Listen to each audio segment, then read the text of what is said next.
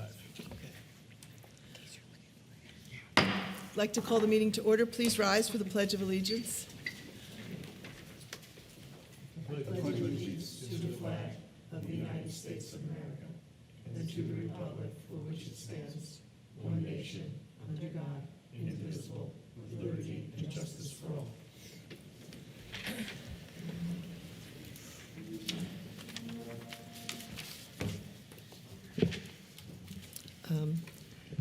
Ms. DeSillis, would you read the mission statement today?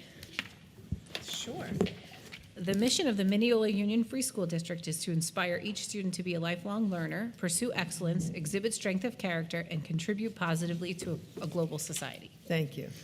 Now we'll have a moment of silent meditation, and I would ask that everyone silence their phones.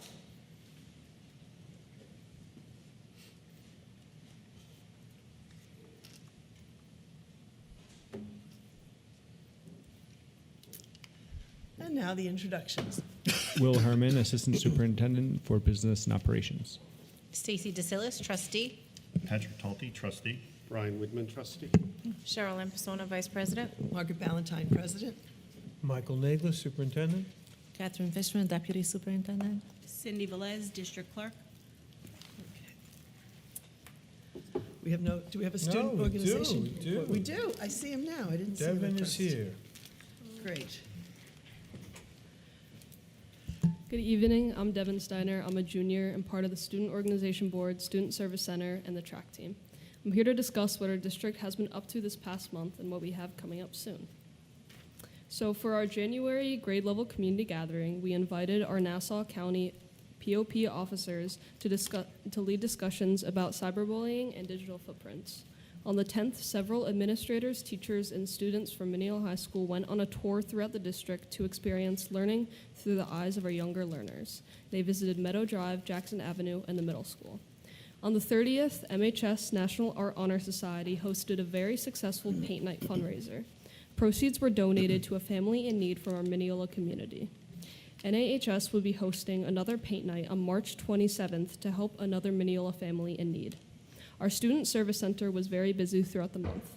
Students cooked dinner for children seeking medical treatment in Cohen's Children's Hospital and their families in partnership with the Ronald McDonald House. Our One World program and Best Buddies Club created Valentines for Veterans, a district-wide initiative that hopes to show our veterans appreciation with personalized Valentines and giving small tokens. The Inn Youth Board visited the Mary Brennan Inn to help restock the food pantry and sort toiletries donations.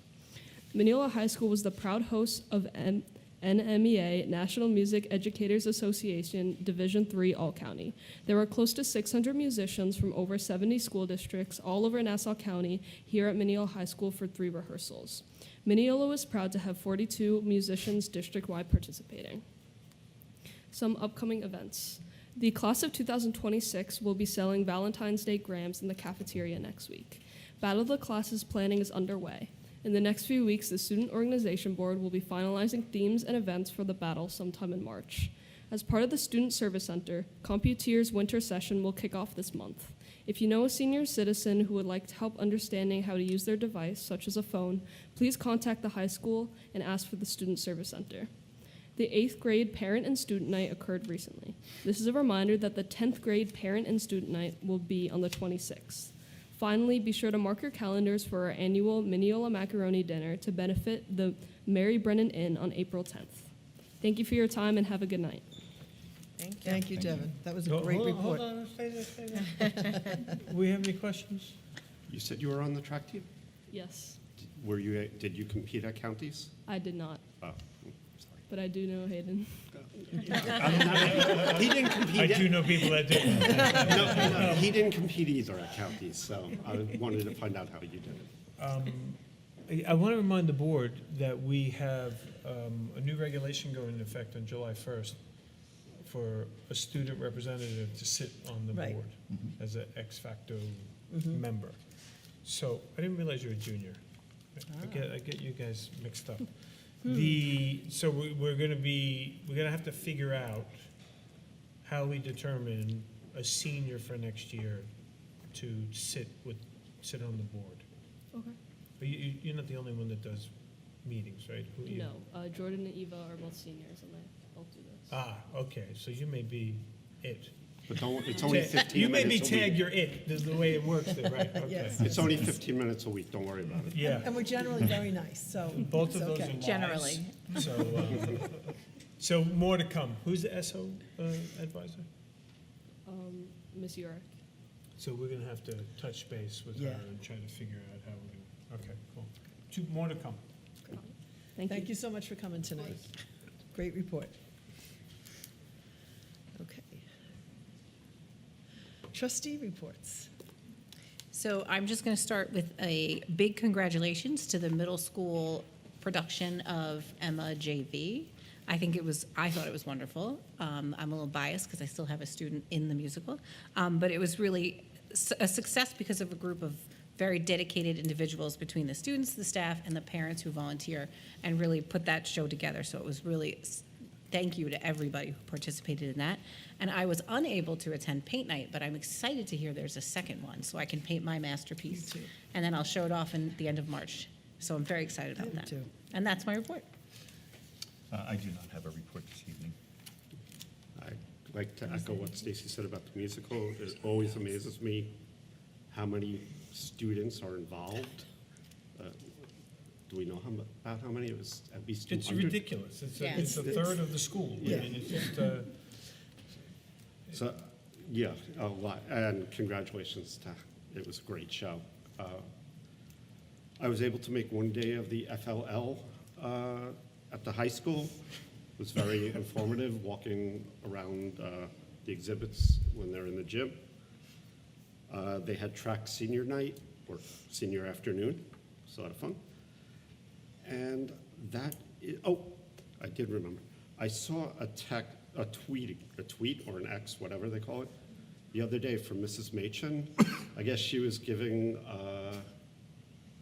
a teacher development or professional development in the high school auditorium. And I'm happy to see even teachers do not like to sit in the front of a classroom. what do you mean even teachers? Teachers also do not Yeah, like. no, So it's not no just one likes to sit in the front. Here, look. There you go. There we go. It's not like we won't call you out. We can still see you. And that is my report. I did attend paint night, and I didn't know we were bringing artwork. Now I We'll know have to for compare next next time. But it was very well attended. You know, as Ms. Parnell said in her community letter, we are a unique community.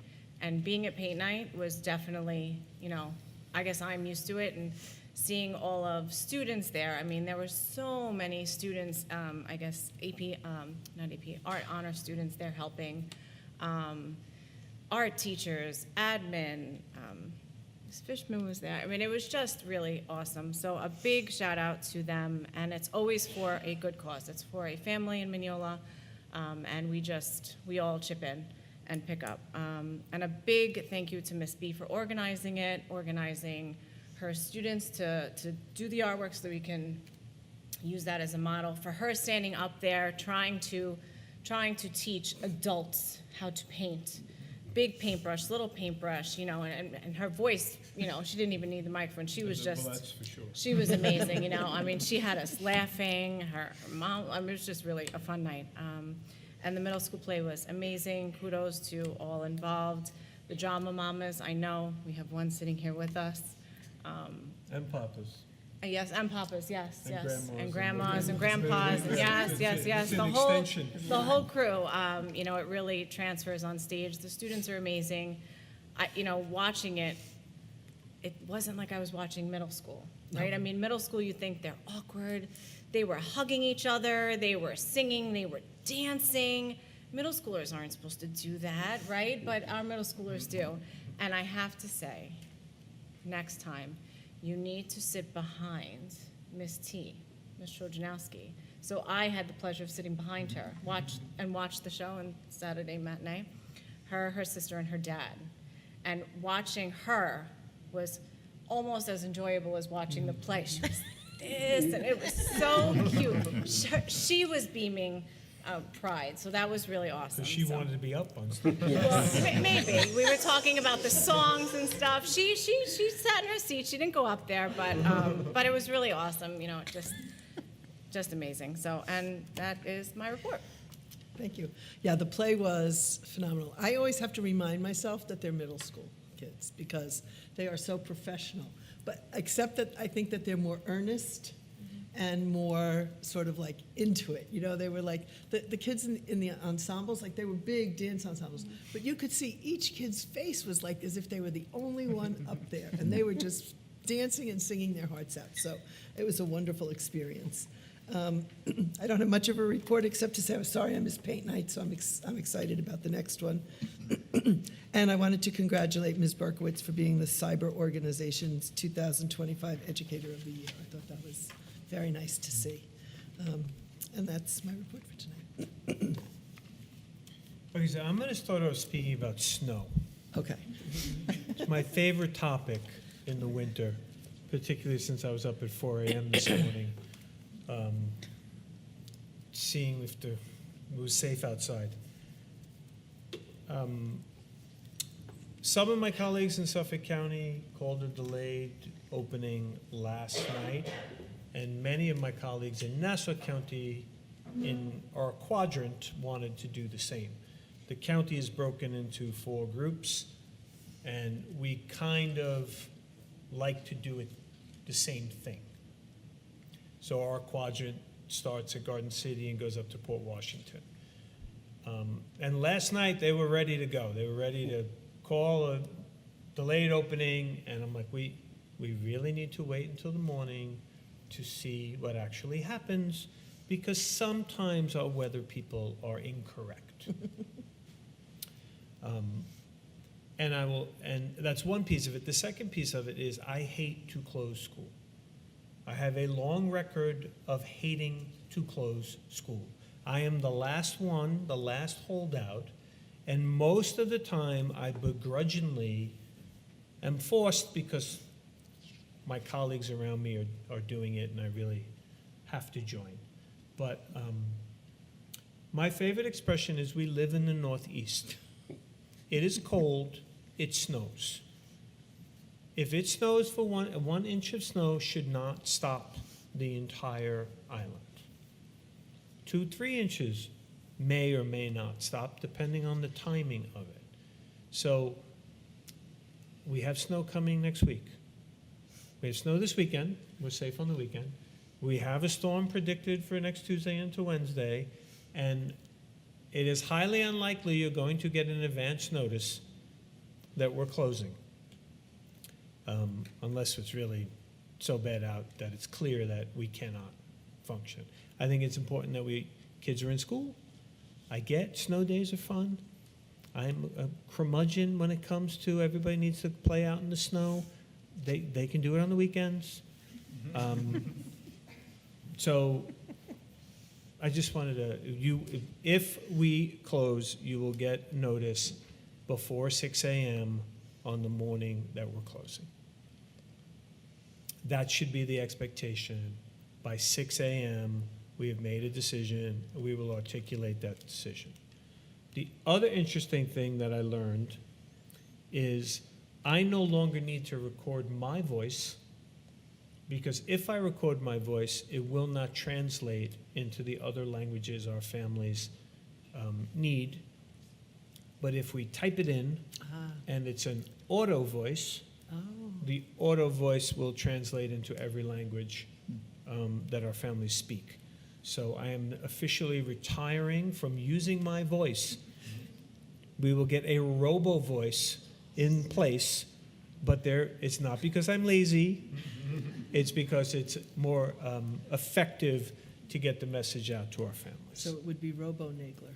Yes. I don't think that's going to go across well. I mean, Well, we shall see. We may have to change that, but we'll try with the We have to first send one. out 2.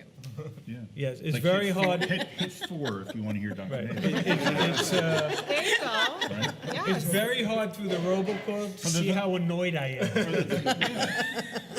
It doesn't translate well when in the robocall. just some recognitions of our wonderful learners. The Institute of Advanced Computer Science at Stony Brook has a little competition every year for women and girls in science. And last year, Julia and Valerie D'Amico were recognized as one of the finalists. They're back again. The dynamic duo D'Amico girls are back again, and they're, again, a finalist. Great. As well as, we have first and second graders. Riley and Leah Concalvis is first and third grade. Margaret Gillespie, grade 1, and Lucy San Marco in grade 2. I think all of them are at Hampton, are all advancing into the finals. So very proud of them and want to give them a shout out. Sarah Ackerman in grade 2 is featured in the Williston Post. Andrew Pace from Meadow Drive was named a finalist in the PTA Reflections Contest. We also have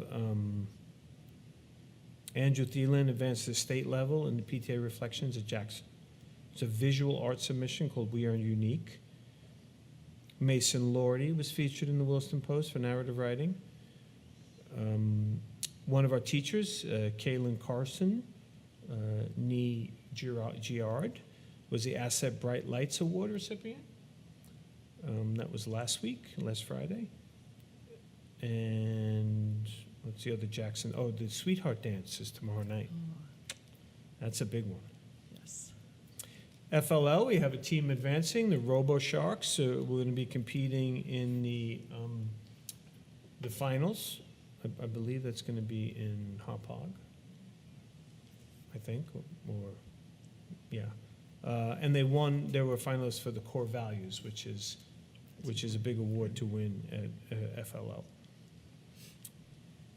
We have 2 other students advancing at state level PTA Reflections, Arjun Shah and Nicole C., one for photography and one for literature. And Challenger basketball begins on February 27th. I'm going to write that down. Schedules will be sent out. Shout out to Ms. Bongiovanni for her paint night. I was unable to attend, and I had to listen to her. It was not nice. Many names. I was called many names. I don't think So so. I definitely will be there March 27th because I can't take it. And we also had 3 students in the New York State Art Teachers Middle School Flag Design Contest. That's a mouthful. We had 3 finalists, 1 winner, Penelope Ambrose, and 2 special recognitions for Christian Wharton and Nicole Chen. So all over the island and all over disciplines, our students shine. So always proud to recognize and call them out. Thank you. That's my exciting. report this evening. It's always exciting to see what the students are doing.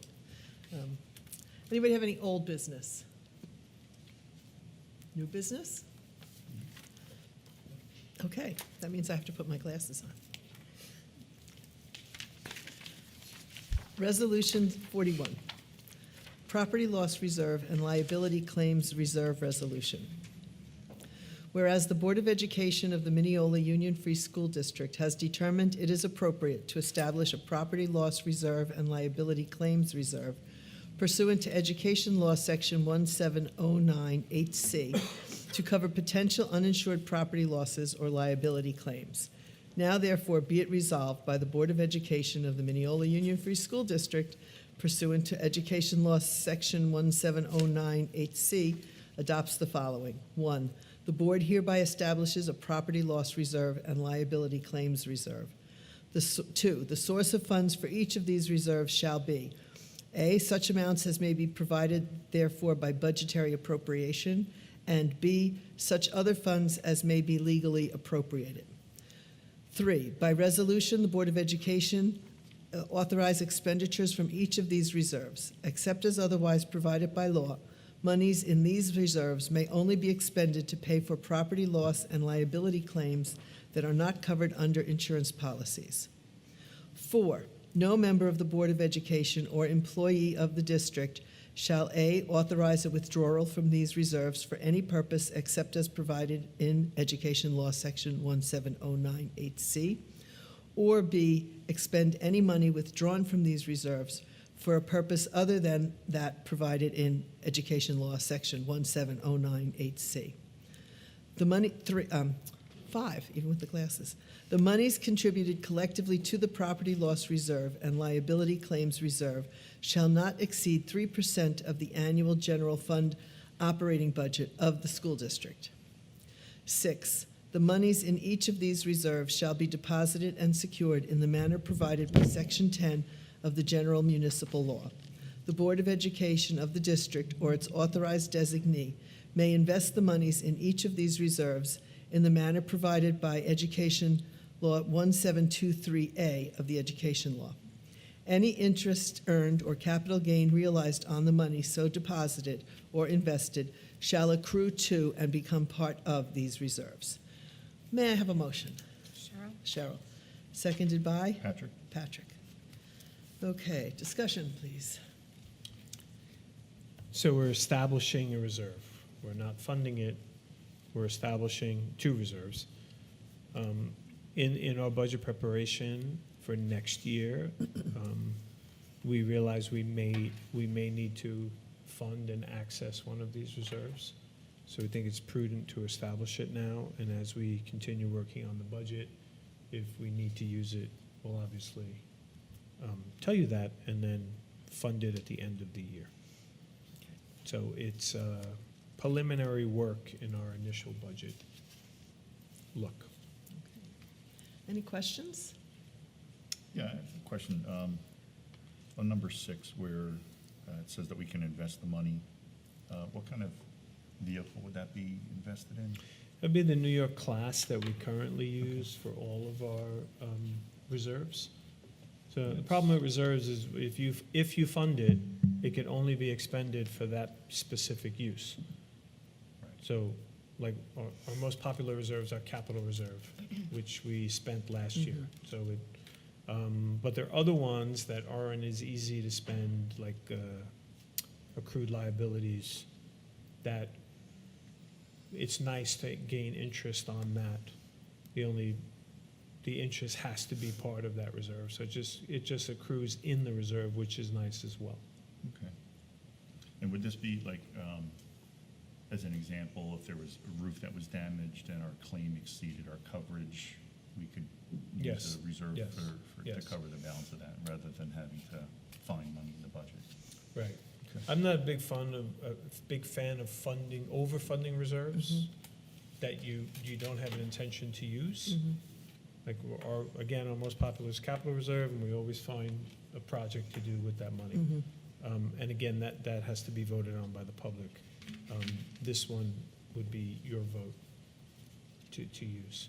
But I think it's prudent to have the reserves established if we need to be able to use it. Agreed. Thank you. Thank you. Okay, any other discussion or questions? No? Cindy? All in favor? Aye. Aye. Resolution 41 passes. This brings us very quickly to the consensus agenda. Resolution 42. Be it resolved that the Board of Education approves the consensus agenda items J1A through J4B1 as presented. May I have a motion? Right. Brian, seconded by Stacy? Stacy. Great, thank you. I'm sorry, I have an amendment. Oh, sure. So 3B4 is an incorrect step. 3B4. Okay. It should be step 1 at 41544. Okay. Can somebody make an emotion to make the correction? I'll make that motion. Patrick? Can somebody second that, please? Cheryl. Cindy, could you call just the corrections? All in favor? Aye. Aye. Okay. So now we are voting on the amended consensus agenda. So if I may, Yes. we typically recognize tenure in our district in a big June meeting.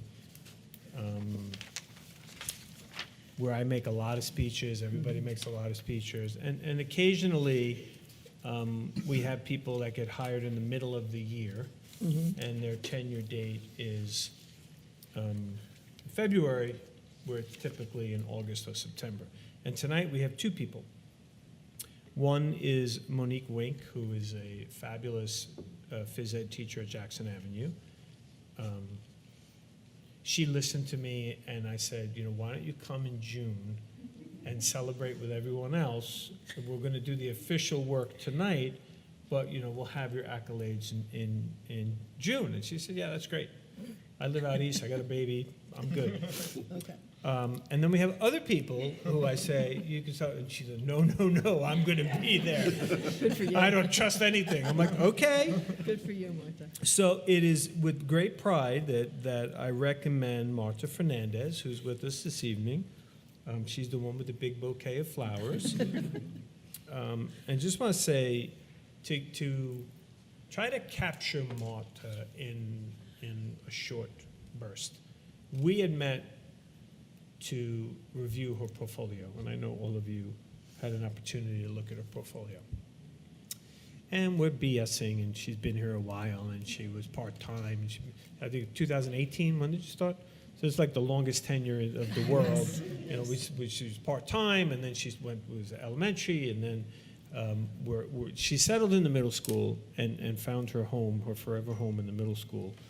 But reading the portfolio, I started to comment on how wonderful it was and her journey, and how her journey is very much like so many of our students, and that's what she did. She started, I had to give her a tissue, she started tearing up, and she's like, this is me, this is what I do is me. And it just so exemplifies the right people in the right spot do unbelievable work. And Marta is a fabulous example of representing our learners and our population, all of them, and very specifically some of them. And I think it's a wonderful attribute, something that we should be very proud of our staff, it reflects our learners. And then somebody who, my other favorite question is, how do I know what I'm getting today is what I'm getting 30 years from now? And she answered that. Most of the time, people are like, are you serious? No, she answered, and she says, this is who I am. And absolutely, I know that. And I'm proud to recommend you for tenure. And they have to vote before it's official. So I didn't know if anybody else I wanted to say, I was going to say a few things. No, I'll save that for June. And I will save the fuller speech for June when you're there. But I cried reading your portfolio because it touched me so very deeply. And I think that our students are truly blessed to have someone who has walked their journey be there to help them through that. And so I'm just going to cut to the part so I don't cry. And say that I am so happy. You talked about being a dreamer and having dreams, and I'm just so happy that you're making your dreams a reality with us in Mineola for our students. So, gracias, Marta. Y bienvenida. You're married now. He didn't get into that part yet, but you're now married to the district. She'll be back in June, don't worry. Okay. I also want to wish Dr. Colella nothing but health and happiness Yes. in her new journey. She's leaving us and heading off to Seaford to help that district realize some of the things she helped us realize. So I wanted to wish her well and recognize her as well. Yes, and thank her for all that she did. It's like we're sending people forth all over Long Island to spread the news. But I hope that she's very successful. Anybody else? Anything they wanted to?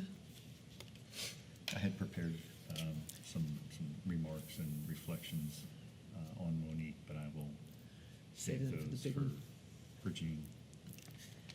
I'm excited when I see that the students are going to DECA in Rochester. I think that's a great outing. And, it's not just our sports teams or our music groups that travel for important experiences, and of course, the robotics to Albany. So that always makes me happy to vote on. Okay. Hearing no further discussion, Cindy? All in favor? Aye. So now it's official, Marta. You have tenure.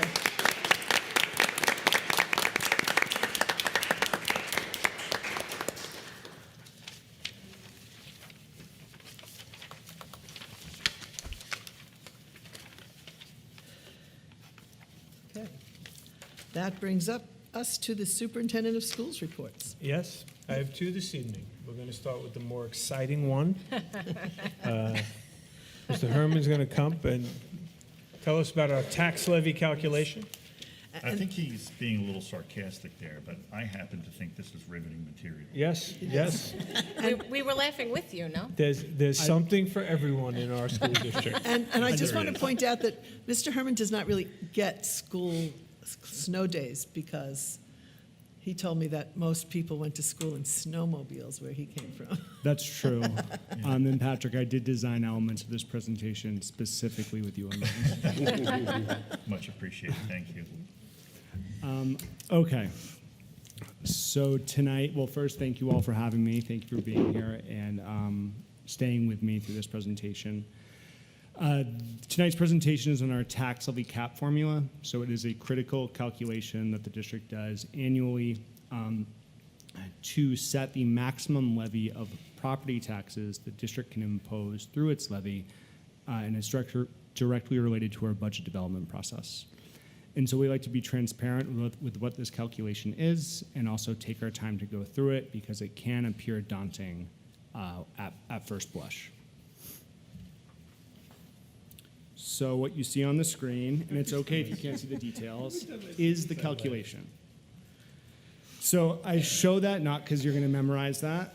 I show that because sometimes there is this impression that the tax cap is just 2%. It can be presented that way in local media, that the levy can go up 2%, and that's the rule. And this calculation proves that it is not quite that simple.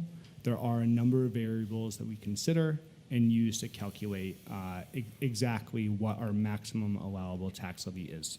So tonight, painfully but quickly, I'm going to walk through this calculation. I'm going to do my best to explain what the different variables are and actually what the math says at the end of it all. Before I do that, just a little context. I know we have a tenured board, and so you're relatively familiar with the tax cap, but just a quick context for our eager fans in the crowd. The tax cap is out of legislation from 2011. The purpose of that legislation was to promote greater fiscal responsibility and put a limit and just put pressure down on rising property taxes across New York State. It's a little bit of a misnomer in that it's not really a hard cap. Rather, it sets voter thresholds. So what I mean by that is if a district is to go to the maximum levy limit or below, it requires a simple majority vote of 50% plus one for the budget to pass. You can, quote, pierce the tax cap or go beyond that levy limit if you obtain a supermajority vote or 60% of the public votes in favor of the budget. So it is not a hard cap, rather it sets voter thresholds for how the district can proceed. Okay, before we get into it, two key multipliers to discuss are what are known as the allowable levy growth factor and the tax-based growth factor. So the allowable levy growth factor is the general increase that we are allowed to add on to last year's levy. That is generally either the rate of inflation as measured by CPI or 2%, whatever is lower. So you'll see on the top half of the slide that in the distant past or the not so distant past, inflation was below 2%. And so that was the figure that was used. In the past 4 years, inclusive of next year's budget, inflation has been higher than 2%. And so for that variable, we use 2% rather than what would be dictated otherwise by CPI. What that really means, I think said maybe a simpler way, is the general cost of goods and services out in the world is rising faster than 2%. However, the district can only raise this particular cost on property owners by 2%. The other variable is what's known as the tax-based growth factor that is specific to Mineola. It is representative of the increase in the district's property tax base as measured by new construction or renovations in the home improvement. For you, Mr. Talty, that is not inclusive of pilot agreements. Yeah. Well, for everybody, but him. For him His specifically, but favorite yes, topic for is- everybody, but for you specifically. Okay, so now we're going to get into some math. So you're going to follow me from left to right across the slide. If we take last year's tax levy and we multiply it by that growth factor that I just mentioned, we get a value of $87,505,354. To that, we add what are known as pilots, the revenue that we anticipated receiving in the prior year, which awkwardly is the year we are in right now. So when I say prior, I actually mean the year we are living currently, of $3.7 million. And you then back out from that tort exemptions or certain legal expenses, of which we have none, and our capital expense exemptions, which are debt the district accrues in order to finance anything related to capital projects. So what this does, and if you have a calculator, follow me along and check my math, but I'm pretty confident it's right. It equals an adjusted prior year levy of $89,622,631. Whew, pat yourself on the back, we're halfway through. Next, we take that prior year adjusted levy and we run a couple more variables through it. So what we are going to do is we are going to apply that allowable growth factor of 2%. We are going to subtract from that what we anticipate in pilot revenue for next year, and then add to that a couple exclusions. And I'll dive into a few of these. So if you're going from left to right where it starts in red, that is the 2% allowable growth factor. If you subtract what we are anticipating in pilot revenue for next year, we are anticipating currently $3.8 million in pilot revenue. Pilots, or otherwise known as payments in lieu of taxes, are what some businesses pay directly to the district instead of being on the property tax roll. This is an estimate. So there are a few pilot agreements that are hot off the press. We are unsure currently exactly what the payment schedule to the district will be. So it is possible in the next little amount of time that that value will change, and that will impact this calculation. The next variable needs its own deep dive, so we're a deep dive in a deep dive right now. This is the debt calculation for what our capital exemption would be. So the capital exemption is any debt that the district will pay next year in relation to capital investment. So the different components of that are outlined here on this slide. The first is our bond debt payment. We are still paying back a bond that was issued a number of years ago for $570,000. We have bus purchase agreements. So these are 5-year lease purchase agreements where M&T Bank pays the bus companies up front for the buses, and we pay M&T back over the course of 5 years. There is an energy performance contract that we are paying off from what is referred to as an EPC from a number of years ago. And we are also on the hook for our share of capital work that our local BOCES incurs and the debt that they use to finance that. So that also is an estimate. That $2,278 is an estimate. BOCES will be publishing the exact figure in the next coming weeks. So if you sum all of that up, you get a subtotal of $1.7 million, and districts are required to subtract out from that any aid they receive from the state in the form of building aid and transportation aid. So that's what that $394,000, almost $395,000 is. So in this mini equation, we have come to $1.3 million in a remainder as our projected capital exclusion for next year. So now we're going to exit the deep dive within the deep dive and just go back to the equation. This is the final run through. So if you take our adjusted prior year levy, you multiply it by 2%, you remove the anticipated pilot revenue, again, currently an estimate, and you add what we anticipate as our capital exclusion, you get a property tax levy, a maximum property tax levy value of $88,921,363.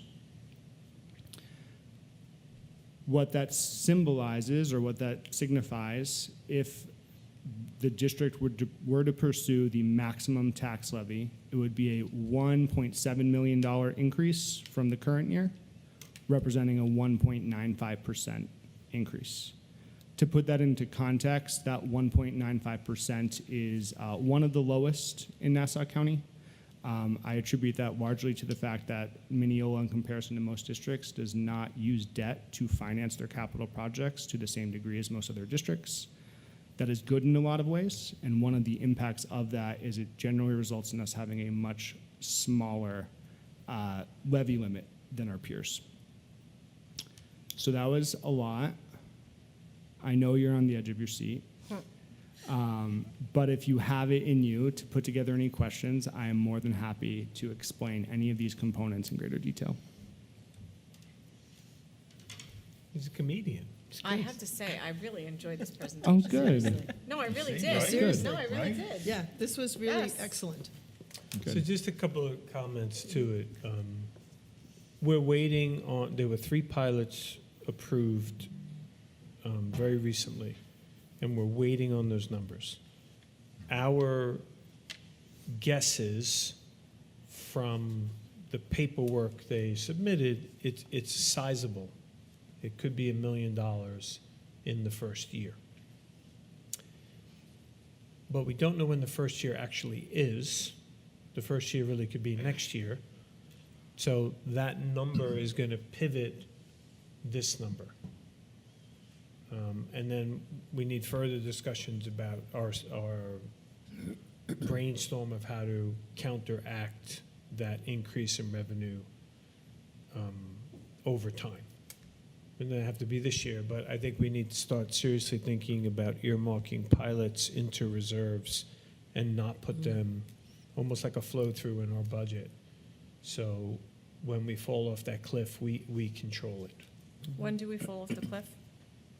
Another 10 years, I think the projection was. It depends. Each pilot has its own schedule, and payback period ranges generally from 15 years to 25 years. And so there are some years where our overall pilot revenue goes up, generally a couple $100,000 at a time, but there are some years where it falls off by as many as $500,000 at a time. Correct. And the soonest And one would when's our be. first one? Like 10 Oh, years? Soonest got it. That one. was the question. Yeah. The first fall off, I think, is around 10, maybe 8 years from now. Can you go back to the first slide, please? This one? Or this one? No. And it's because pilots all of a sudden go away, that, Patrick could probably explain this better, that they're not, The all of a cliff? sudden, yeah. Yeah, the all of cliff a is, sudden the they cliff has disappear. nothing to do with the levy. The cliff is, But it's the way the pilots are right, treated. when the pilot increases every year. So we start out with a small number, and every year they give us a little more over 20 years. So the number we start with is very different than the number we end with. In many of our cases, some of the last payments are $1.3 million in cash to us, and then they stop. So when that stops, that revenue number, you scoot back to, this isn't a calculation, so this really isn't. The next presentation we do when we talk about revenue and tax levy, the pilots are, it radically affects our ability to fund what we had the year before. Because we can't raise the tax levy, which is a revenue source. The pilot went down. Where's that other money coming from? So part of our tactic is going to be that if we put it in a reserve and use it, let's say, for capital, and it goes away, well, that's one less project we do. And it doesn't affect the underlying budget. Well, wouldn't it still be in the, In this calculation, absolutely. So even when it falls, it's still gonna be not there. It will affect, yeah. But the difference here is the first adjustment is taking last year's number. Right. And the second one is, so it's $100,000 difference in the formula. So it's trying to, Balance it out. to balance itself. I see. So when it comes off in the It'll be in year, the other one. you'll get that benefit. Yeah. It won't be enough. Right. You know, your allowable will go up, but it's not going to match 1.3 million. It's going to be a percentage of a percentage, so that number's not going to work out. How'd I do on that, Chief? That was pretty good. Oh, okay. Yeah, that was pretty good. Can you go to the next slide for a second? Maybe it's the next one. This is I'll go backwards. You just tell me when.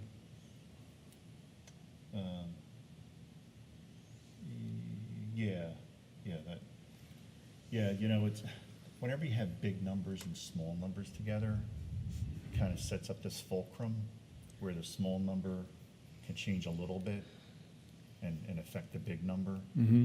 And that's kind of like part of the risk of this. You know, you can take $1 million, you can multiply it by 0, or you get 0. That's not gonna happen here, but,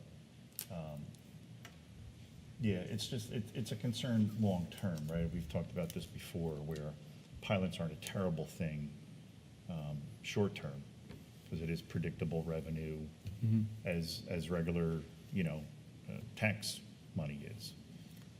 It's what happens, and the sheer number of pilots that we have, right? If we had a handful of pilots, or just the regular pilots that we would get from, you know, utilities, for example, we wouldn't be having this conversation, but we're kind of a standout because there's a significant amount of real estate being developed that, as far as our tax base is concerned, doesn't exist. Right. Yeah, you're that's- right that it's one of our most significant exemptions. And then I think what you're saying around this risk is if that 1.0033 continues to decline, it can have a significant impact as it relates to the prior year levy number, right? I just want to make sure that's clear to everybody. We'll go back to, so it's always suppressed. If you go back to the tax base, that number is always suppressed Right. because it doesn't include all the development under pilots. The vast majority of Mineola development are pilots. Right. And it's So- not reflected there. And that's a multiplier. So Right. when you go to the next slide, if that 1.033 were higher, it automatically is raising the cap. Yeah. Right.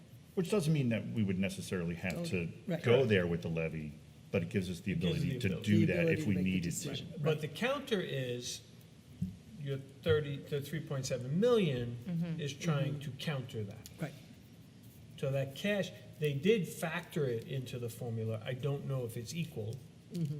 I would venture not. No.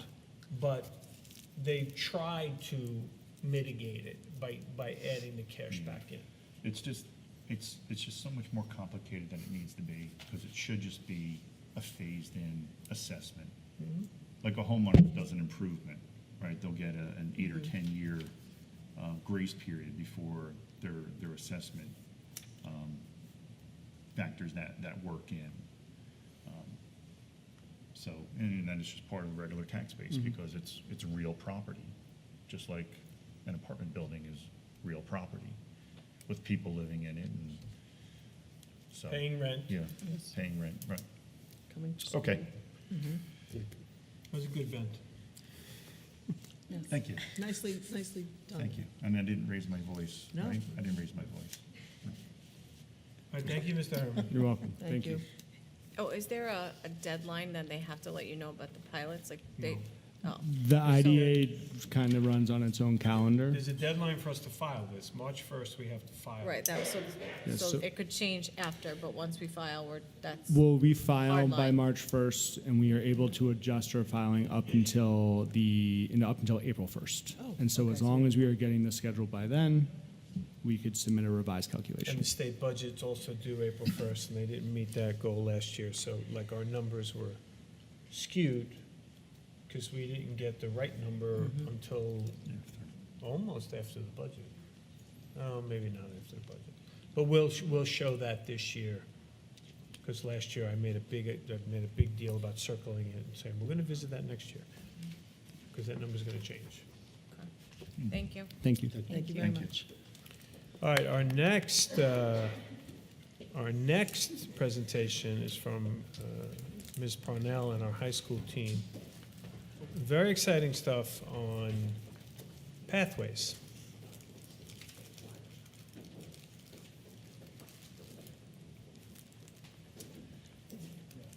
And we now have 3/4 of the audience on stage. You can take that. Back-to-back week, meetings, presentations, I mean, Yes, really. especially. Guess we don't have to introduce me. I did. Another logo. Didn't you say, Ms. Parnell? All right, good evening, everyone. Hard act to follow, Will. You We'll think so try. too, right? If you can't follow math. I don't know. We're going to do a lot less math, but Thank we're you. going to make it happen. Good evening, everyone. We're super excited to be here. We want to welcome the Board of Education, Superintendent Dr. Michael Nagler, Deputy Superintendent Catherine Fishman, and of course, the Mineola community. I'm Rory Parnell, the principal of Mineola High School, and I'm here with the high school administrative team, Dr. Lisa Downey, Mrs. Jennifer Machin, Mrs. Susie Molder, Dr. Ann Mary Lopez, and Mr. David Bonner. So tonight is our super exciting presentation for us, which is that we're going to present the high school pathways. But I think for us tonight, it's a little bit more than just a presentation on the pathways. It's really an articulation of the journey of a learner as it gets actualized throughout the high school, how they progress in from 8th grade, and how we transition them out into the world after 12th grade. So you'll see tonight that we're going to present the whole story. Yes, we give learners options, we give them academics, we give them hands-on rigorous opportunities. But tonight I think we're going to talk a lot more about how we're intentional and purposeful for meeting the needs of every student. So how do we ensure that each child looks as much at the world outside of themselves as well as at the world inside of themselves? And I think it's at that exact collision in which we've designed this year and spent a lot of time thinking this through. So with that being said, I'm going to start where we started at the beginning of the year. If you remember our data presentation, which we think this is our formula for success at the high school, which is 1 times 1,099. So 1,099 learners. If you actually remember in the beginning of the year, it was 1,098. I actually had the team check the data to make sure that the enrollment was right for 2 reasons. I know Dr. Nagler was going to check, and 2, because I wanted to make sure that we had every single learner accounted for. And even if that meant that there was 1 student difference between then and now, we wanted to make sure that they were represented here tonight. So then we set out on this journey where we triangulate the data, the district mission, and our goals, and we've committed for each child their own path. So for the last several months, we've analyzed our programs, our resources, our certifications, our pathways, our course sequences, our partnerships, and we've done that with these questions in mind. Who are our children? What do they love to learn? And how do we prepare them for the world outside? So we realized immediately that when you look at the entire landscape of high school, that the pathways could not be developed in silo. That what happened, that the pathways had to be looked at by marrying who they are before they choose the pathway, and then who they're going to be when they leave. So one of the things that we did was looking at the whole child. And again, if you go back to our data presentation, we asked our students in that presentation, what do they want their legacy to be? So you ask a high school student, like, what do you want your legacy to be, you know? And in my head, I'm like, rich and famous, celebrity, cure cancer, I don't know. Like, the sky's the limit for you. But most of our students answered, I want my legacy to be kindness, and I want my legacy to be helping others. So this was really profound for us from the beginning of the year until now, and obviously we get to be in front of the students every day and see that lived out. So with that commitment to their legacy, we decided to come up with core values. So this is what we came up with. So we surveyed all the students, all the teachers, all the administration, and unanimously, the core values that they chose were empathy, integrity, self-determination, curiosity, and courage. The acronym BELONG and our new mantra, You Belong Here, which I'm going to pause here for a second and just share a few things. So we went into the community gatherings and we surveyed every student, 8th through 12th. I promise you we did not influence them, even as much as I try. And I do preach kindness, I'm not going to lie, but we said, here's a list of core values, make up a core value, what do you believe in, what are the things that are the most that you want to feel, that you feel like you could live into? And their number one core value, actually across the community, was kindness. So I also want to share that in our offices every day, on a regular basis, we have students that come to us that say, with tears in their eyes, that they just want to belong. They don't want to belong from a place of changing to fit in, but they want to belong as they show up. So if you take the core values that the school wanted, our number one core value that everybody chose, which was kindness, and just the essence of the students in our conversations with them every day, feeling a need to be able to belong as the individuals they showed up, we came up with this. Be kind, embrace diversity, learn with passion, own your choices, navigate challenges, and grow together. I'm going to tell a little story about the learn with passion. There was a couple of these we brought out. Once we took all of these ideas together, we brought it out to the extended cabinet, asked the students for feedback. Are we corny? Can we put this on a hoodie? I don't know. Anyway, do you like it? We wanted to make sure that they did. And when we were in extended cabinet, a young man said, I don't know, originally learn with passion was learn with integrity. We loved that. Like as the administrative team, like, integrity, this is what we're going to live into. And the young man was like, it just doesn't sit right. Something just doesn't feel right. It's not, landing for him. So he said, I think it should be learned with passion. So I said to him, I was like, okay, no problem. Like, we'll bring it back. We'll reach consensus.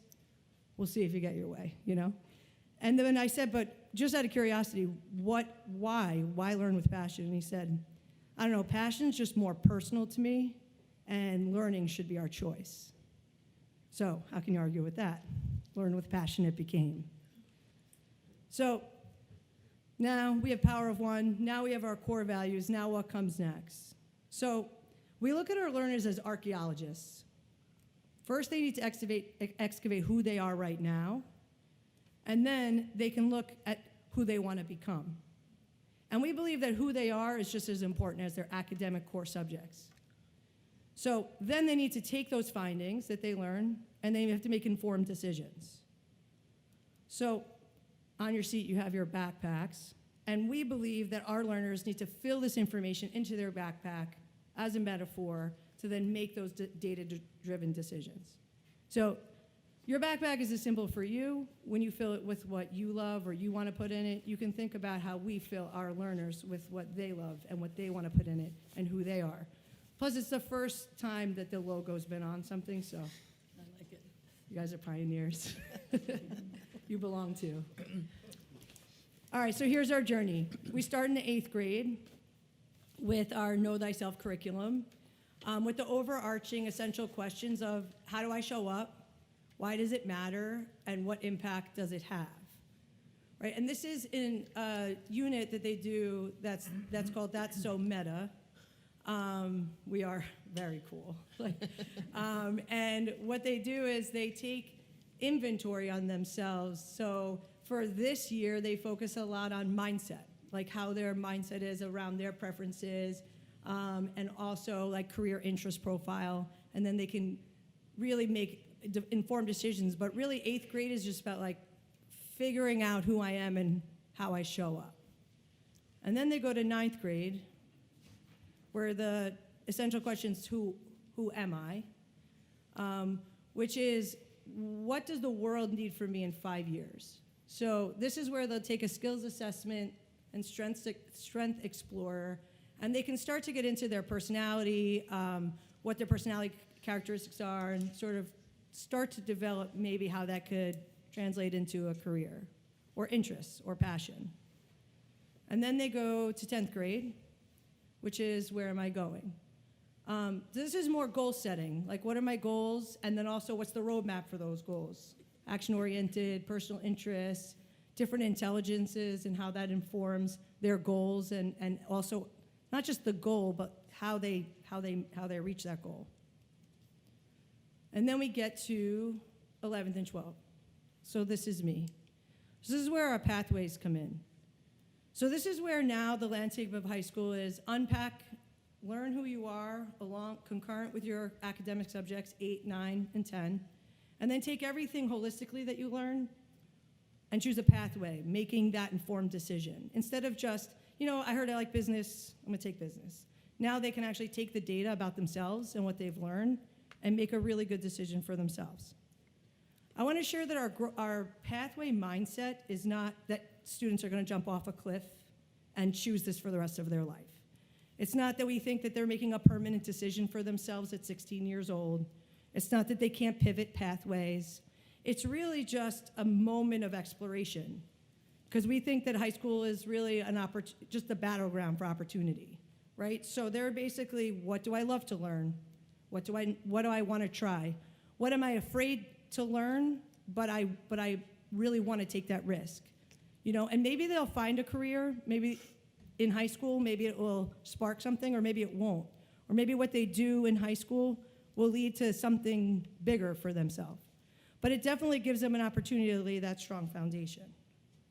So we're really thoughtful about the pathways and how it inspires learners and takes their interests and applies it.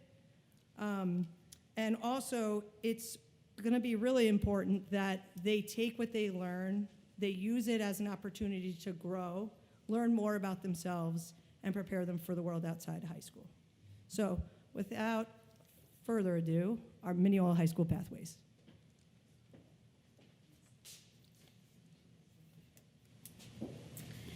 So I'm really excited to be here to introduce a brand new pathway to our Mineola community and the Adelphi University partnership.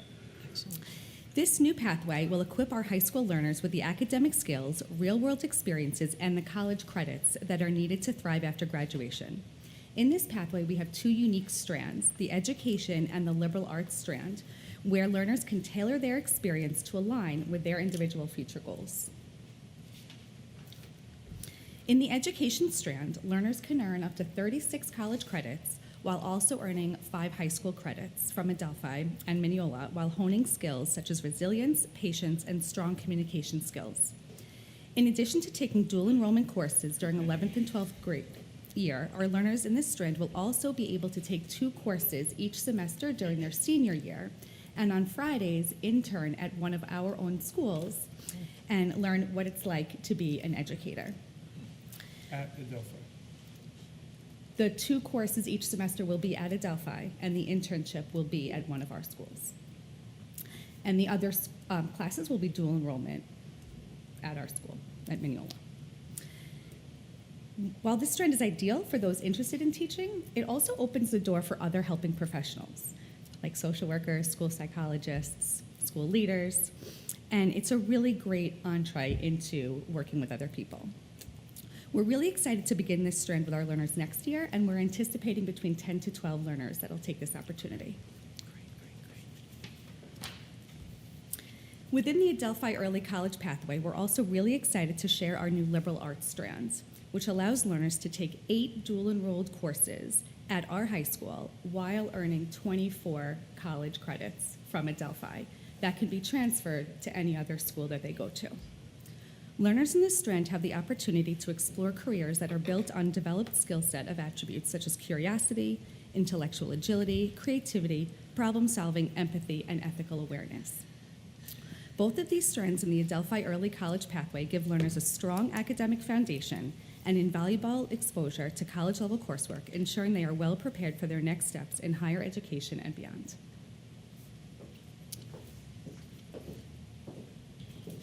Hi, everyone. The computer science dual enrollment pathway has evolved since it was first established in 2017. begins with AP Computer Science in 9th grade and Python asynchronously in 10th grade, followed by AP CSA, which focuses on Java in 11th grade. Students can also enhance their understanding by taking web development asynchronously as early as 8th grade. These asynchronous courses are offered dual enrollment through LIU. During their senior year, students attend Nassau Community College, where they earn 13 credits. This year, we have 9 students attending Nassau Community, and we anticipate a similar number next year. Students take coursework in operating systems, data structures, and web programming, allowing them to develop skills to design, build, and be innovative in an ever-changing world of technology. On days when students do not have class at Nassau, they participate in an internship with ARC and our very own Mineola IT department. This pathway prepares students to be competitive in careers ranging from software developer and engineers to data scientists. Let's hear from one of our seniors and salutatorian about their experience. Before my senior year, I had a lot of different interests. Like I was interested in engineering, computer science, and even math. So being in the computer science pathway helped me experience those interests before I had to make a decision and apply to colleges, which was really helpful in determining what major I would be applying for. If I was talking to a younger student, I would definitely tell them to take the pathway. It helped me narrow down what my future would be in high school, which makes me feel a lot more confident going into college. So I would tell them to definitely take the opportunity. I should add that Michaela is not only doing this pathway, she's taking multivariable calculus and she's taking AP statistics on her own on Edgenuity. We are currently in the second year of our cybersecurity pathway. Beginning next year, both Cyber 1 and Cyber 2 will be offered as dual enrollment classes with Nassau Community College. This pathway is structured similarly to our computer science pathway, with seniors taking classes at Nassau Community College. The senior year coursework significantly overlaps with our CS pathway. This is reflecting input from industry professionals who emphasize that success in cybersecurity requires a strong foundation in IT. This also aligns with Nassau Community College cybersecurity certificate structure. Students will also participate in internships with BOCES, ARC, and Mineola's IT department. This pathway prepares students to be competitive in careers ranging from security analyst and security engineer to information security manager. Students in this pathway will be prepared to sit for the Security Plus exam at the conclusion of their Cyber 2 course. Next year, we anticipate about 50 students participating in this pathway. Let's hear what Jordan has to say. Through my IT pathway at Mineola High School, I am earning college credits at Nassau Community College that will allow me to enter university with 1 semester already completed. I have earned certification in business communication as well as computational thinking, and I'm studying to earn my certification in Adobe Photoshop as well as the CompTIA Security Plus, which will allow me to earn a real job in cybersecurity right out of high school. Which he's not going to do, But you can. You can. So our healthcare pathway is one of our most populated pathways here at the high school with over 40 students enrolled. Choosing a healthcare pathway is a great way to build a strong foundation for a rewarding and impactful career. This pathway includes a partnership with Northwell Health, participation in our MedVoyage healthcare program, and courses in anatomy and physiology, where learners can earn 3 Adelphi University credits along with 3 individual industry certifications, which include CPR and AED, first aid, and an emergency EMT fieldwork certification. Learners in this pathway typically show characteristics including empathy and compassion, the ability to solve problems quickly, and strong communication skills. It's great for our learners who are interested in careers like nursing, physical therapy, healthcare administration, and working as an emergency medical technician. Being in a pathway like our healthcare has benefits like early career exploration, hands-on work experience, industry certifications, college and career readiness, and the development of strong leadership skills. Because our healthcare pathway is so robust, we're currently looking to expand it. We are working with Adelphi University to create a medical assistant program, which will lead to another industry certification. The purpose of a medical assistant certification course is to prepare learners to assist physicians by performing functions related to the clinical aspects of a medical office. For the 25-26 school year, we're anticipating about 40 to 50 participants in this pathway. And let's hear from two of our students currently involved, Giselle and Colin. When I applied to college, EMT gave me an opportunity to say that I have an experience with patients while everyone else is on the same level playing field. In EMT, we do labs and we practice and we get patient contact hours, which is nice so that we can say that we have experience in the field. I feel like this gives you like a lot of hands-on experience, especially in like these specific fields that you wouldn't get to experience until like a lot later in life, and we're seeing this like right now. And this is like a big change, like a really big step for us to see.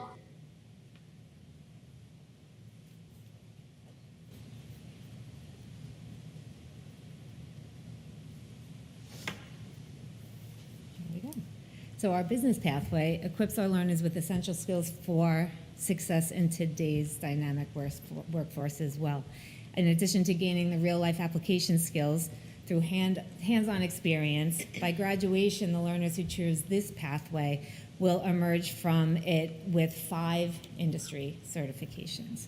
In their junior year, students will learn, practice, and master the foundational skills in design thinking, entrepreneurship, marketing, financial management, and business communication. By the end of their junior year, they'll possess 4 distinct industry certifications in innovative design, business communication, QuickBooks, and small business entrepreneurship. In senior year, students now in the business pathway will have the choice to apply those skills in either the entrepreneurship or the hospitality strand. The entrepreneurship strand is going to and will empower students in real-world leadership, professional, and business management skills through hands-on immersive learning experiences.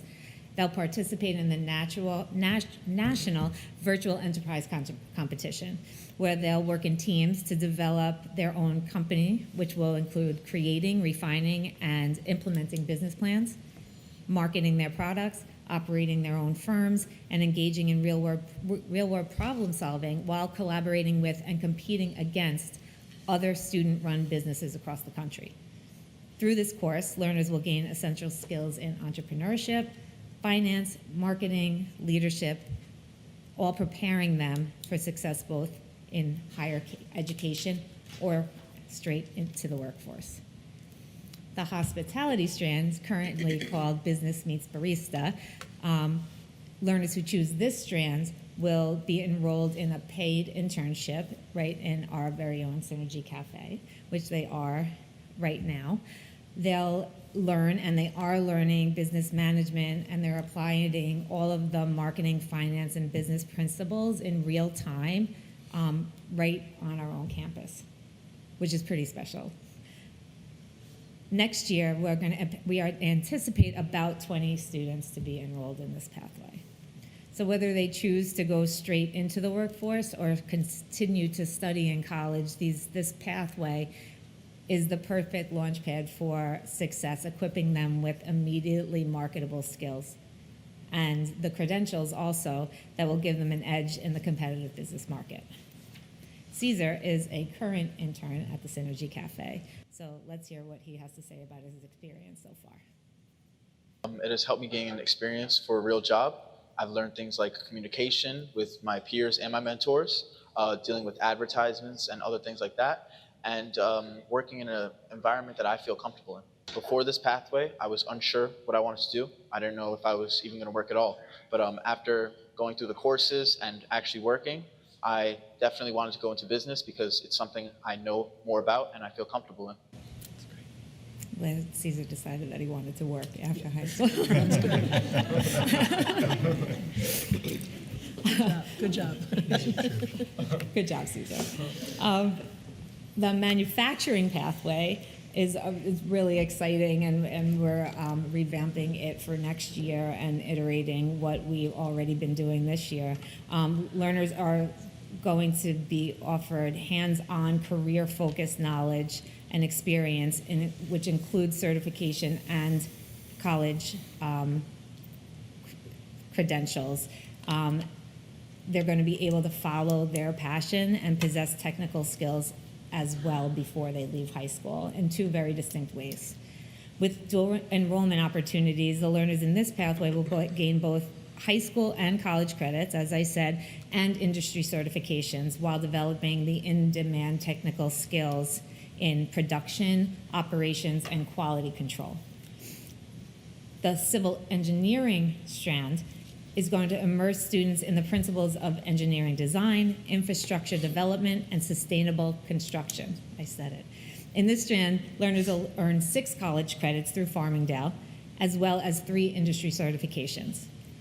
Through coursework in CAD software, structural analysis, and material sciences, students will learn how to design and evaluate roads, bridges, waterways, and buildings.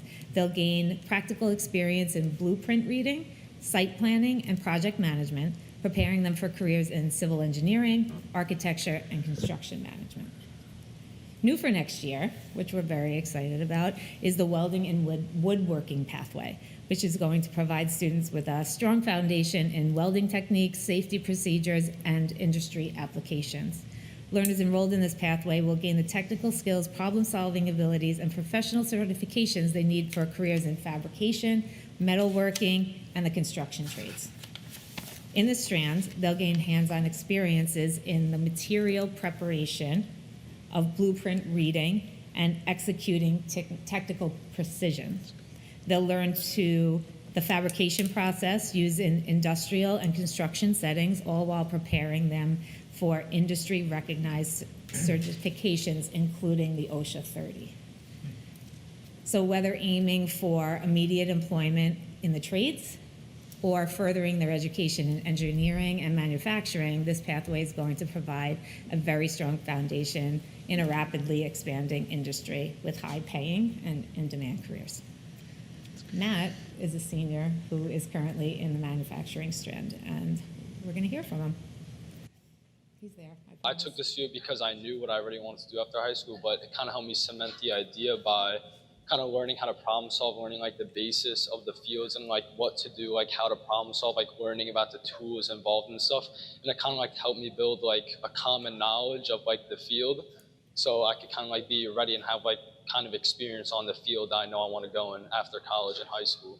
I think through this class I learned how to kind of work with my hands better and get more hands-on experience with all the different tools and different experiences and scenarios in the class, because I want to go into the electric field being an electrician, so I know like kind of how to use my hands better, like what tools I need, like how to use the tools that I need, and kind of just like the basis of like things I'll need to know to like become more experienced and better.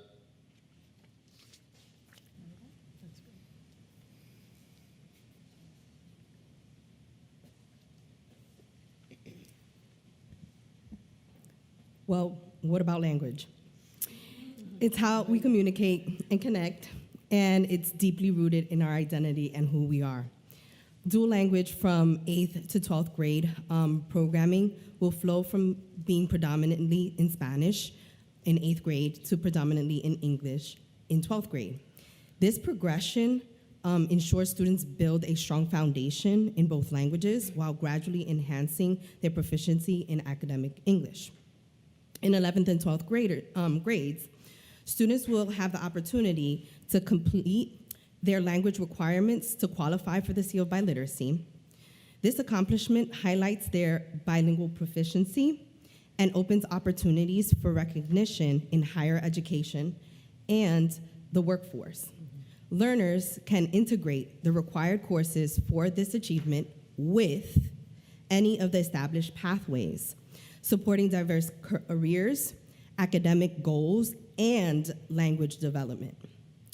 This will truly make our learners global citizens with both multilingual language skills and exploring their passion with pathways.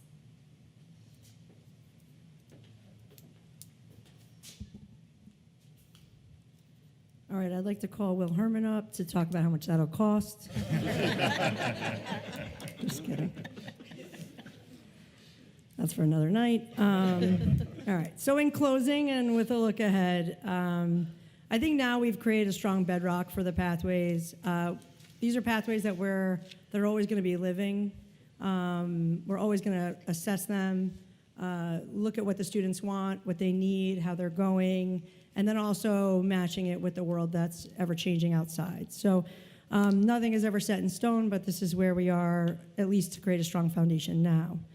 We also believe that every child should be matched with an opportunity. We believe in preparing every child for a post-secondary plan, regardless to what that is. And we believe that every child should graduate with a certification. I want to close by saying, you know, there's no real roadmap anymore, or maybe there never was, or an exact science for what, for learning, but that's the thing we love about education. So we're committed to that. We're committed to putting that in the hands of our learners and helping them create their own path and write their own stories.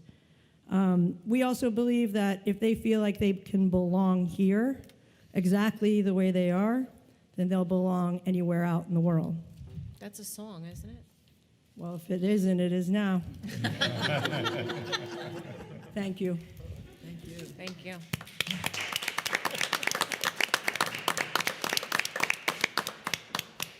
Questions, comments, statements? I have a couple questions. Yeah. I'm going to start. No, Go please. for it. I wanted to just ask a couple of questions, and I'm sure that they're well thought out already. But do these pathways typically fit into every student's plan that they seem to, or trajectory, I should say, that they're on now with their classes? You want me to take this one? No. Okay. Thank you. Also, the internship on the Fridays for education, that also, senior year is a little lighter on their schedules, right? So that seems to fit in. Or could they do their classes asynchronously if they're interested in pathways and also pursuing some of their trajectory that they think they should be on? Can I take this one? Yeah. So what we saw a departure this year for the first time in my career in Mineola. Typically, you were an AP kid or you weren't. And your schedule was 5 APs, 1 science, which threw another lab in there, and your ability to fit anything else, you couldn't do it.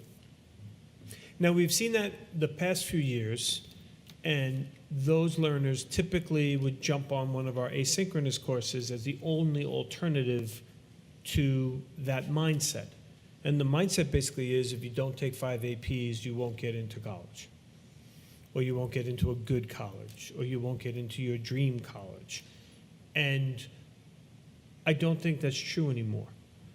What we saw this year was Michaela is a great example. She's the salutatorian, and she's going to Nassau.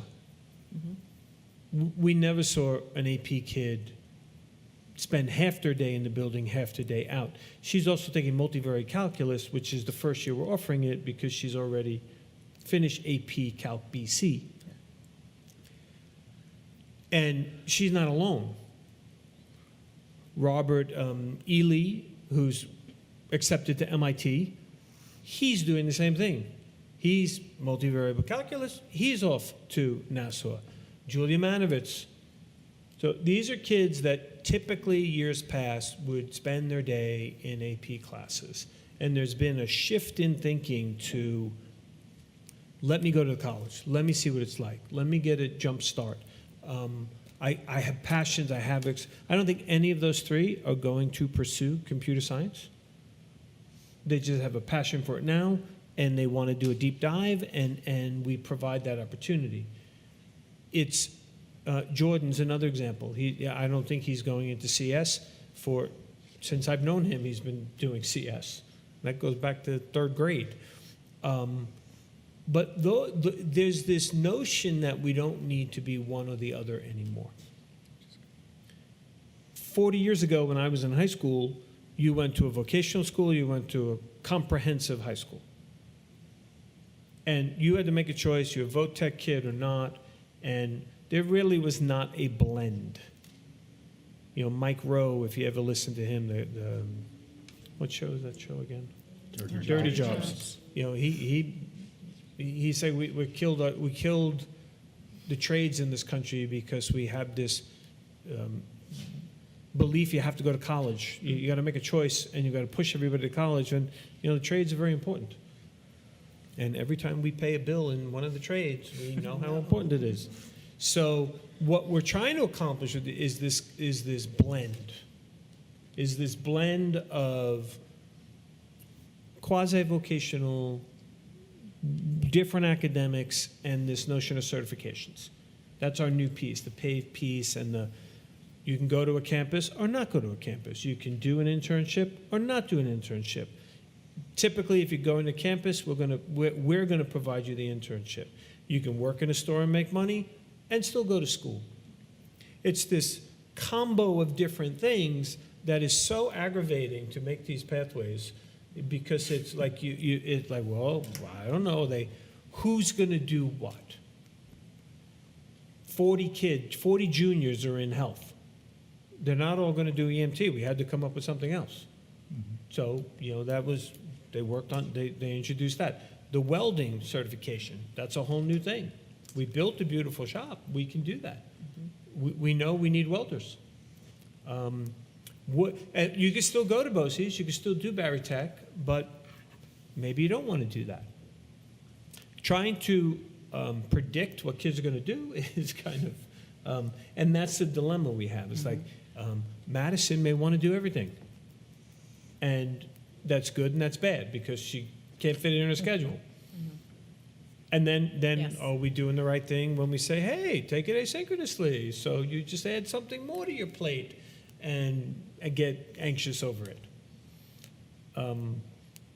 But it's exciting. It's exciting to see this shift. I've been following this Nassau Community College group the whole year because it's very intriguing to me.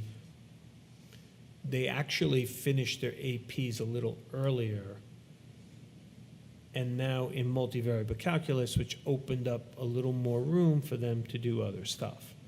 So I don't, and if you're a super AP kid, if you're doing that, 5 and 5 or 4 and 5 junior, senior year, there's no room for these. That was my question. It's Yeah. really, Right. it's It's really, I wouldn't recommend it for kids. It's possible. We have tons of asynchronous options, but I don't know that that's healthy. We still have a stigma with AP, so we're still trying to work through that. And I just I'm so sorry. Go ahead. The only other question, or the other thing I was gonna say is, are we going to be presenting this information at the 10th and to 11th grade parent night that you mentioned? Someone mentioned at the beginning of the meeting. Okay. I'll take this one. Don't leave me for answering. Yeah, so we're gonna, on the parent night for, you mean the PTSA, we're doing a presentation on pathways and build your grade. I think there's they just had the 8 and to 9, there's a 10 and to Oh, 11. yes, we will. Yeah, just like we did last night with the 8th graders. No, I missed it. Yeah, where were you? I was busy. Anyway, just like, happy birthday. Right. Thank you. But just like we did last night, we started the conversation with Build Your Grade. We'll do it for each grade for the parent night. We're also going to do a presentation on pathways for the parents in person at the PTSA meeting in March. And all of the students are going to get the pathway presented to them in the community gathering in the last Thursday of February. Okay, thank you. That was it. Oh, and thank you for this, because as Cheryl has said in the past, when we started talking about these programs or pathways, it's so much nicer to know that my children have a chance to dive into what they might be interested in before I have to foot the bill. Right. So, Yeah. thank you. Yeah. Or I should say, really foot the bill. Yeah. You That really was took it. a lot of notes. I did. I have a lot to talk to Madison about when I get home. I There'll was be just a- kind of in awe. I'll call her and warn her. I have classes listed up here too. There's going to be a brochure you guys are going to get home on the day of the community gathering. They'll bring it home, so just ask them. But will they? I didn't Open their take it away. backpack. That's what I told the 8th grade parents last night. Cheryl, did you want to That's say something? good. Go ahead, Patrick. Thank you. I only took a few notes, but I think if I made a word cloud of how the learners were describing their experience, the word experience would be big and front and center, and being comfortable with the experience. I heard a lot of that as well, which, I mean, I think that's everything, right? Experience, what teaches us like experience? I feel like you reached into my soul with the backpack, because I love backpacking, and sometime when we have more time, I'll tell you about my backpacking trip up to Mount Washington, unbeknownst that Hurricane Bertha was going to be passing over us. This was back in, I think it was 1994. Anyway, you learn that it's very important what you carry with you, what you have with you. And equally important, like what not to have with you, what not to bring, what can drag you down. So, I mean, I'll end up keeping this backpack forever now, of course. I still have my backpack that's like 35 years old. It's all like falling apart, and I don't have it in me to get rid of it because I have such great memories of it. So, in a metaphorical sense, but in yet a very real, practical sense, I love the connection that you're making with this, and the opportunities that they're being offered. Because I get a sense that the kids really like understand that this is important, and they're making the most of it. So I don't think we can ask anything more than that. I mean, you guys are all excited about it. That's obvious. So thank you very much for all your work. I know not a lot of people are doing things like this, and our students, our learners are really going to be much better off for it. So yeah, it's cool stuff. Awesome, thanks. Just seeing the videos, the themes that I got, each student, they were confident and reinforced their decision to follow on the pathway, and I was very impressed with that. I'm not surprised that nursing or healthcare is like the biggest strand. We have a lot of healthcare parents, and I think if students find that out, that it's for them or not for them in high school, it's great. And, well, how does this, if they do the healthcare strand, nursing, are we far enough along to know if schools will still want them to do the 4+1 program that a lot of schools have, or will they be able to do the 2 years to get their bachelor's and then the one? Schools meaning colleges? Colleges, yes. I think the beauty of the Adelphi partnership is that those credits are more readily transferable than the AP credits.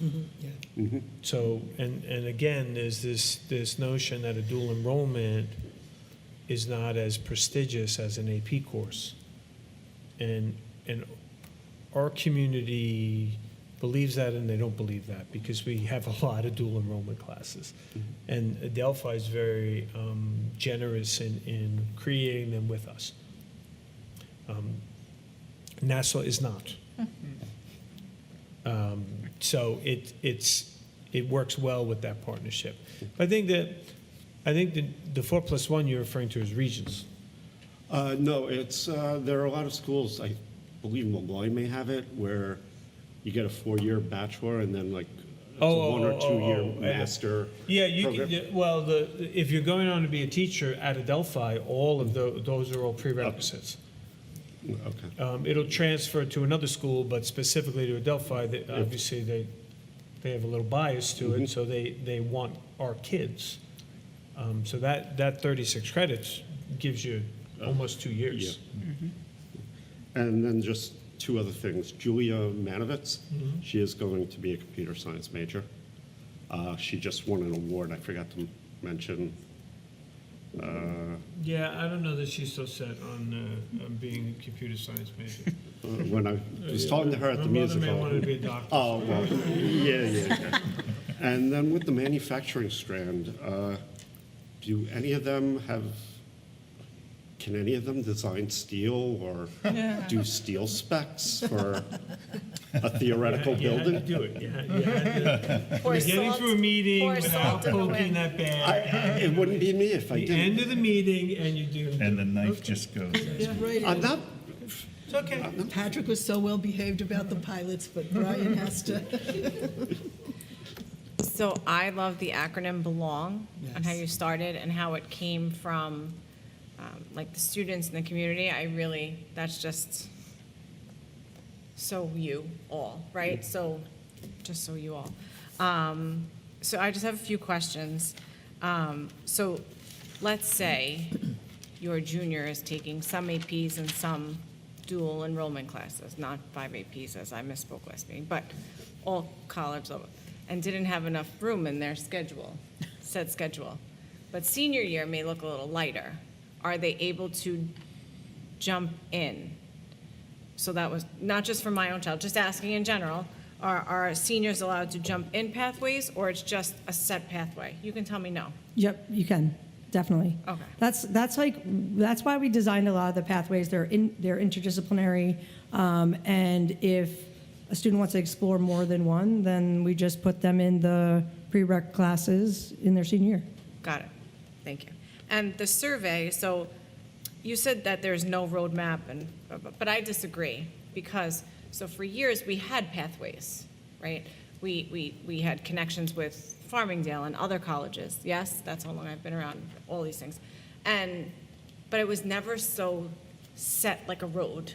So you said no, but I see it as different, that it is a roadmap for our students. It's a great roadmap. It is a beautiful highway for our students with no bumps. Yes, they may have bumps and they may get off the highway and go try something else, but this is a clear set thing for them, like really clear and concise, and I think we've been trying to do that for years, and you guys have nailed it. No, really, seriously, so kudos. The survey, so the students take Know Thyself, and I think I should take one of those too. And then from that data, they sit then with their counselors. This is how I'm going to. And their counselors say, hey, maybe this is what you should look into, yeah? Yes. And then that's how they would go upon a strand.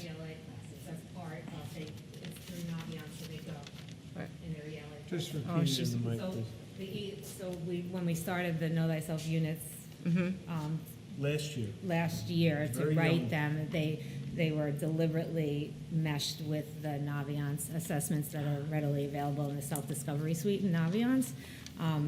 And so they spit out scores, but when you really get into it, the counselors, the ELA teachers can actually sit with the learner and then like click into it and it'll drill down, and the parents can do that too. So you can go home and you can ask them to look at their assessments, and it can take you on a journey through how much money can you earn, what colleges will you go to, and it'll take you For what they answered, their how, passion. like, this is your personality, Right. these could be the Maybe the you should careers. look into this pathway, Yeah, or right. and it just lets you go and explore. Right. I just want to, it's semantics, but you said the guidance counselor would tell the kid what pathways they should take. Well, I don't mean tell, The- but The goal is the opposite. The goal is for the voice of the learner to advocate, this is me, this is what I like, I think I should do this pathway. What do you think? Do you agree with me? And that shift of owning the learning, owning the knowledge, owning what makes you tick, better prepares choices. And that's what the kind of the genesis of the whole, I think the difference between the previous pathways we had is we didn't have this know thyself. We're basically saying 8, 9, 10 is an exploration of you. 11, 12 is an exploration of what you would think you want to do. right. Whereas we just would sprinkle them and say, hey, which one looks good to you? Or you just throw everything up, it's like Right. confetti, and Right. maybe you hit, maybe you don't. Right, it was a bumpy road. Right. We had a lot, it was great. But the prep of the know thyself is hopefully so purposeful that those pathways, the kids know where they want to go. And they're going to change. This is this year's selection. Right.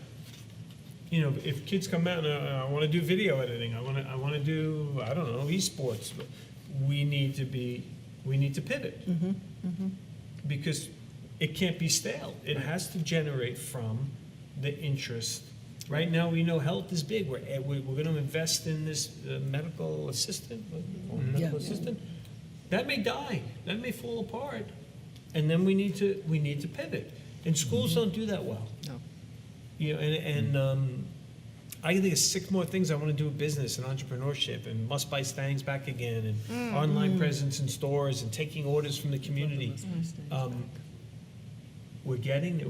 We're gonna build it, and it's this. I think is the entree to the concept, and then the high school in particular needs to be flexible, and the most would be the teachers that offer these courses.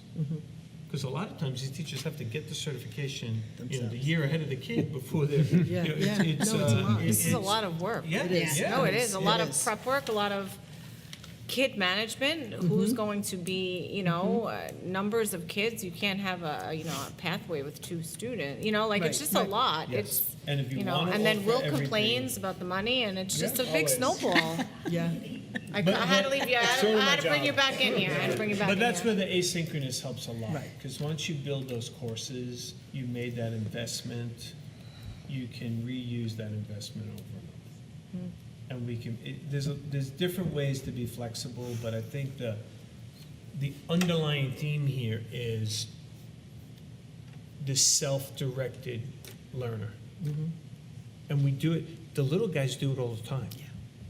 This is a continuation of the work we've done over the last 7 years, knocking on the high school door. It's finally. And the high school is answering. High school, welcome, come on in. And there's a seamless path now Yep. from 5 Gs to you belong. And it's and it's the hard work of that progression that's going to lead us to, I know what I want to do. I know what I want to try. Forget about what I want to do. Right. I want to know, I have a good idea what I want to try. Let me do it and see. Because college is expensive. And college isn't for everybody.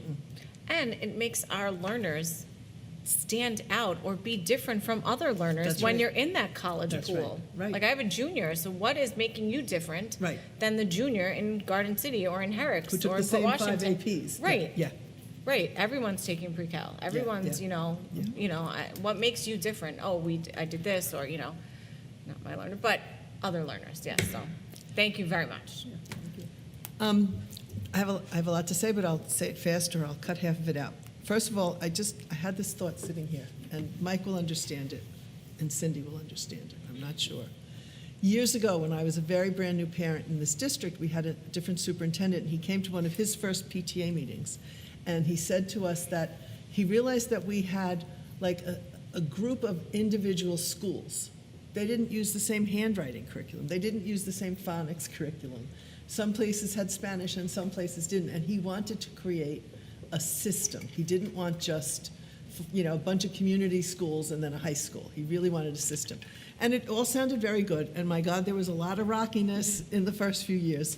But today, we sit here, and there is a very purposeful system because Mike came in, and he knew how to do this. He had the vision. So I think that we have this great, like the little kids have been doing a lot of this, and now they're high school age, and the high school now is ready to throw the doors open and embrace them. So that's like something we've lived through and seen like this wonderful kind of synergetic moment. But what I really want to talk about is the presentation, which blew me away. I wish William could come back and start high school all over again. I wish I could start high school all over again because the care of the individual is so evident, and the inclusion of every individual, I think, is something that is very beautiful here in this high school. And so I'm just so pleased with, as Cheryl said, that belong, and also the empathy, integrity, self-determination. I think if we can call our students to those values all the time, then they're going to change the world. They're really going to have an impact on the world. And I just want to recognize the incredible amount of work that takes from the leadership team and also from the teachers, because as Mike was saying, teachers have to get involved in this too. They have to be prepared to do this. They have to be flexible. They have to go into this knowing, well, maybe it'll only be for a year, because if the kids hate it, I'm going to have to find something else to teach them. So I really admire the whole culture that's being built around this, and I can't tell you how very, very proud I am. On a more trivial note, I really love the slide presentation because male and female students were in red robes. Just going to leave that there. So thank you very much. I'm so proud. And I also, as a Zings proud, all over the place. as a proud Adelphi alum, I am so pleased with the Adelphi connections. And like healthcare students need to know if it's for them, education students need to learn too. I remember when you didn't do any classroom work till you were senior, and it was like if you hated it, oh my God. So to see kids interning in a classroom while they're in high school is a great thing. And I love the fact that everything is open to our multilingual learners and our seal of biliteracy. So thank you all very much. I believe the expression was, are we a school system or a system of schools? Right. So it's, I believe strongly we're a school system. I will not take credit for it. I have been here while it's happening. You guided it. But I think that notion of it's an evolution, not a revolution, is very purposeful. And no initiative goes to scale without teachers and leaders doing it. You could think of 100 different things to accomplish. None of them will work if the people doing the work don't embrace it. And I believe in that autonomy. I believe that leaders and teachers need to be leaders of the work. I'll take full credit for it, mind you, but I'm not doing the work. So I want to give credit where it's due. Yeah, I'm jazzed about this. I think, thank you all for coming. I think it's coming together. It's getting there. This evolution from pre-K 7 years ago. This journey started 7 years ago with our current sixth graders, and it just continues, and it just keeps moving along, and it's a snowball gathering steam and speed and size. And the bottom line is we're trying to offer everything to every kid. I don't know if we can do that, but it's not going to be for a lack of effort. So thank you all. Yes, thank you. Thank you. Really. Thank you so Thank much. you. That is my report this evening. Do we have anyone for public comments? Anybody want to get up and say something? Yeah. Yes? No, you can't do it that way. You have to come up to the mic. Yes. Yes? Yes, and tell us your name.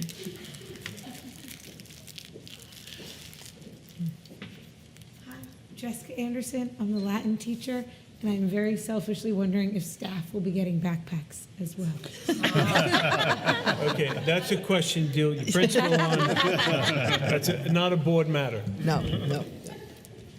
Okay, do we need an executive session? Yes, we do. We need to speak about pending litigation. May I have a motion? Make the motion. Patrick? Cheryl. And Cheryl seconds it. Cindy? All in favor? Aye. Aye. Okay, we are adjourned for executive session. And congratulations, Marta. Good job, buddy. Doesn't